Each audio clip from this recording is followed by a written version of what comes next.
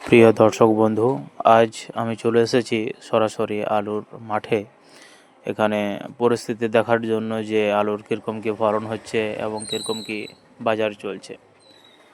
এটা মোটামুটি মার্চের 18 তারিখে আলুটা তাড়া হচ্ছে এবং বাজার আজকে সত্যি খুবই খারাপ। আমরা দেখতে পাচ্ছি যে আলু প্রচুর ফলন হয়েছে, সারা মাঠ আলুতে সাদা হয়ে গেছে, অর্থাৎ একটা দাঁড়াকে টানলে অজস্র আলু দেখা যাচ্ছে। প্রায় এই আলুর ফলন দেখেই বোঝাচ্ছে যেটা প্রতি কাঠাতে 6-7টার ওপরে ফলন হবে, 6 থেকে 7টা আন্দাজ করা যাচ্ছে। এবং দেখাই যাচ্ছে যে আলুর ফলন যথেষ্ট ভালো এবং প্রচুর পরিমাণেই আছে।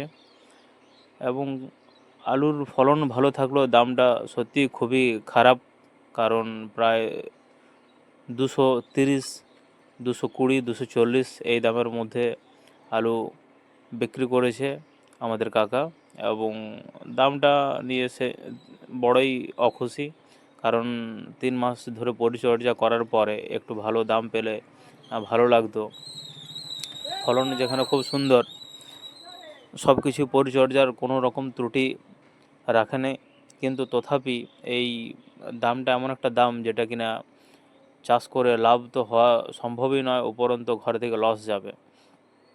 এবং এই হারে যদি ফলন হয়, প্রায় 1 বিঘে জমিতে 12,500, 13,000 এইরকম একটা পয়সা আসবে, যেখানে অভাবেও যদি খরচ ধরা যায়, যারা মোটামুটি কমের মধ্যে ম্যানেজমেন্ট সব কিছু করেছে ঠিকঠাক, বীজ কমে বা এইসব জিনিস ওষুধ টষুধ একটু কম প্রয়োগ করে, তাদের ক্ষেত্রেও কিন্তু খরচা ওই 16-18,000-এর নিচে কোনোভাবেই সম্ভব না। এবং যদি কেউ বেশি খরচা করে থাকে, সেটা তো অলমোস্ট গড় 20,000 খরচা হবেই হবে। এবং দেখতে পাচ্ছি যে কি কষ্ট করে মেহনত করে সারা দিন ধরে তারা আলু তেড়ে বার করছে, অর্থাৎ যাই থাকুক, দাম থাকুক না থাকুক, কাজ তো করে যেতেই হবে। ফসল যখন লাগানো হয়েছে একে তাড়তেই হবে, বিক্রি করতেই হবে। তো একটু দামটা বেশি থাকতো যদি, তো মানুষের মনে আনন্দ থাকতো, মানুষের অনেক শখ থাকে, সেই শখগুলো মানুষ পূরণ করে এই ফসল বিক্রি করার পরে। কিন্তু এই বছর যা দামের পরিস্থিতি, যেহেতু অভূত লস হয়েছে, মানুষের হয়তো দিন চলে যাবে, খেতে না পাওয়া কেউ হবে না, কিন্তু মানুষের মনের স্বপ্নগুলো পূরণ হবে না।